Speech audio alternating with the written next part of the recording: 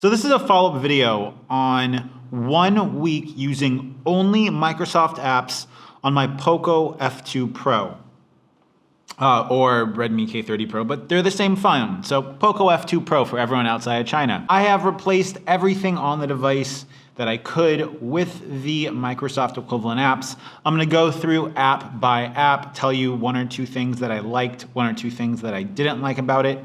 And let's start off with Bing. Now, Bing has been an interesting experience. The image capture thing is something I like. I find it works pretty well. The voice capture is extremely limited. And one thing that I was a little bit confused by was the tabbed searching. I wasn't quite sure when or how I would want to use it. I did like the fact that there is a privacy option, or being able to like search anonymously and not have your information collected and then reported back is nice. But ultimately, guys, Bing is a no keeper for me, specifically because here in Vietnam, at least, it just isn't that well optimized, having to pick the region. I just want that to be automatic. The next app that I want to jump into is the browser, Edge browser. I actually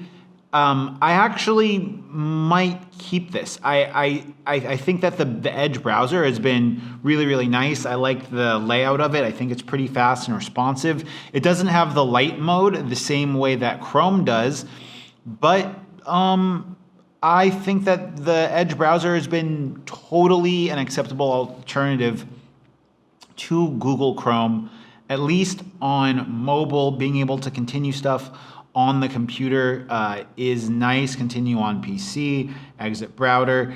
This is all really like well thought out, really convenient stuff. And to be honest with you guys, the Microsoft Edge browser definitely adds functionality in a way that's maybe a little bit more intuitive than Google Chrome. We're gonna go ahead though and keep that because I think that I do and I can see value. Here Maps. Now here Maps has been, guys, it's been a struggle.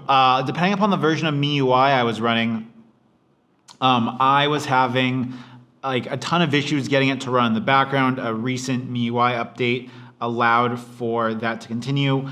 I love the fact that you can go ahead and use the maps offline, and it makes the maps super responsive to use. Just in general, I like the layout. I like the way all of these maps look and stuff like that. Now here Maps is not officially like Microsoft Maps, but one issue that I had with the mapping system on here was that on Google Maps, if I am going somewhere, it will give me motorbike directions. Now here in Vietnam, some of the roads are only car, like you can only drive a car on them, or you're not supposed to drive a motorcycle on the car roads, or the car roads are not supposed to drive on the motorcycle roads. And Google Maps has that. And unfortunately, here we'll just put in a random address. Unfortunately for that, I can pick between car, and I can pick car, motorbike on Google Maps. I can't do that with Here Maps. So unfortunately, as much as I love Here Maps, and this is gonna vary in your area, Here Maps has got to go. It's just not a keeper. I really wanted to like it, guys, but it just could not compete with Google Maps, nor the integration, even from Bing to Here Maps. It just could not compete with the integration between Google Search and Google Maps. Next one is Microsoft Launcher. Now I used this launcher for a while, and I recently went back to the stock XIAOMI launcher. Now there's a lot of stuff that I really like about Microsoft Launcher. There's a lot of stuff that, in my opinion, just made it really useful to have, right? I love the daily tasks and the task list here. I love the calendar, and I love the calendar being here. And I might end up keeping it as the default launcher for a little while, simply because now that I'm out of the Bing ecosystem here, we can set the default search engine Bing for Google with the Microsoft launcher, which is really nice and convenient. But there's actually a fair amount of stuff that I enjoyed on Microsoft Launcher. I found it to be pretty fast, not really much of a RAM hog at all. Now, guys, one thing that we gotta note is because of the new animations and because of the new stuff in MIUI 12, if I just swipe down on this part of the screen, neither of the notifications nor the control panel will update. But look, if we set the default launcher to MIUI, that side of the screen, boom, this side of the screen, boom.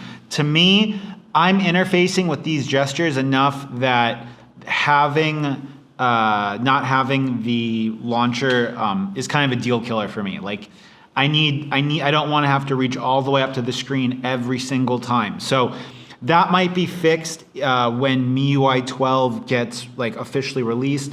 But right now, I gotta go with the stock MIUI launcher. And I'm sorry, Microsoft Launcher.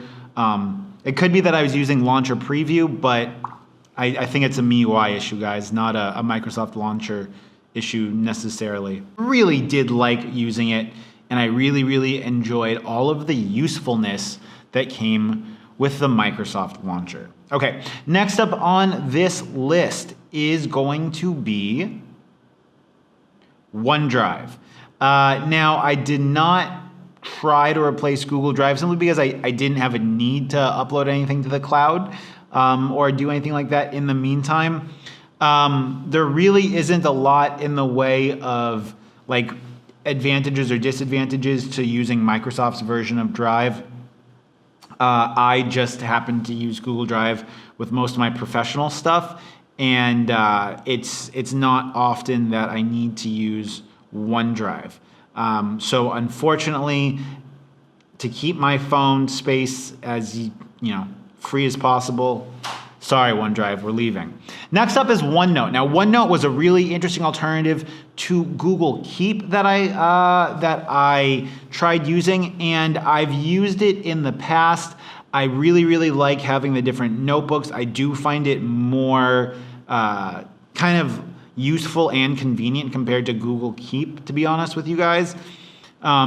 Whether or not I'm going to end up adopting this, I'm going to have to use this a little bit more and see if using this in a professional environment with video shoots that I'm on, if I see an advantage to having this kind of organization and layout, even though we can have that in Google Keep. For me, using OneNote, that's going to be a win for OneNote simply because I have found OneNote to be useful. Next one is Outlook. Now, I really wanted to like Outlook, and I really enjoyed just kind of the way the calendar worked, the way that the email worked, and I found it to be really smart. I found it to be really fast and responsive. I love the fact that I got the notifications significantly more consistently on Outlook than I did for Gmail, but that's probably something I can tweak in Gmail. But at the end of the day, the thing that's the deal killer for me is that when I'm teaching online, like teaching English online to kids, those reminders just were not populating in the Outlook calendar application, and that made it kind of a deal killer for me, unfortunately, because I need to have those reminders for stuff. So unfortunately, I'm going to be going back to Gmail. As much as I like this, I just don't want to have two calendar apps on my phone, and Gmail does a good enough job as it is, and I can tweak Gmail as much as I want. One thing that I did like about Microsoft Office compared to Google Drive was her productivity stuff, how well the productivity stuff worked, and just kind of how I was used to the overall interface of it being a lot like the productivity tools I have. I'm not going to pay for Microsoft Office, nor do I have enough needs specifically for it. So unfortunately, we're going to be saying bye to Microsoft Office, just because everyone I know and the integration that Google Drive has for everything. But I liked how everything else was set up with it. Now, the last couple things I want to touch on, one of them is SwiftKey. Now, I tried using the SwiftKey keyboard for a week, and there was a lot that I really liked about it. In fact, I liked having the multiple language support and the way that the language is used. Unfortunately, I could not seem to get any kind of Google speech to text functionality working within it, and I use speech to text a lot when messaging people, messaging stuff in groups, and a variety of other things. And not being able to have that Google predictability for my speech to text meant that, unfortunately, SwiftKey keyboard, as much as I like you for your multilingual support and being able to still type Vietnamese characters in the English keyboard, you gotta go. Next one was translate. Now, this one is gonna be one that I end up keeping on my device simply because for very specific things, this translates better than Google Translate does. Unfortunately, it does not have the dictation for Vietnamese to English. It does have English to Vietnamese, and I find that the voice that is speaking the Vietnamese in the Microsoft Translate is significantly kind of more natural, at least to the way I hear Vietnamese being spoken, than it is the other way around. So that's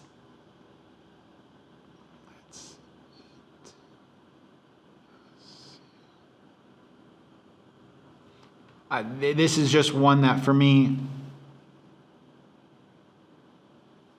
come on. Hay ăn một bánh sandwich. This is one for me that for some things, it's more natural, like let's eat a sandwich, but Google Translate might call a sandwich Vietnamese, but Google Translate might call it a banh mi. Let's eat a sandwich. Yeah, so for the Vietnamese translation on Google Translate, chúng ta hãy ăn một chiếc bánh sandwich, which that's just a different translation. I'm not a native Vietnamese speaker. I would just say chúng ta ăn một bánh mì đi không? Like, let's go eat a sandwich or no. But obviously this is just differences in how stuff is being translated. Same one, not the same translation. So for this stuff, because of how complex Vietnamese is, the Microsoft Translate was fine. Another one that I liked was Microsoft ToDo. This is one that I kind of enjoyed, but then again, just the lack of integration with Google Assistant means that I would be more likely to use Google Tasks. That's just the reality of it. And this is obviously the first time I've got this set up on my phone because it shouldn't be that slow to load. So this is the Microsoft ToDo. Very, very flat material design. This is Tasks. So two different takes on kind of the same overall application, one from Microsoft, one from Google. If you're already using Google Assistant, this is going to have more integration. The other thing is having the Google Assistant at the bottom means that just it's much easier to access.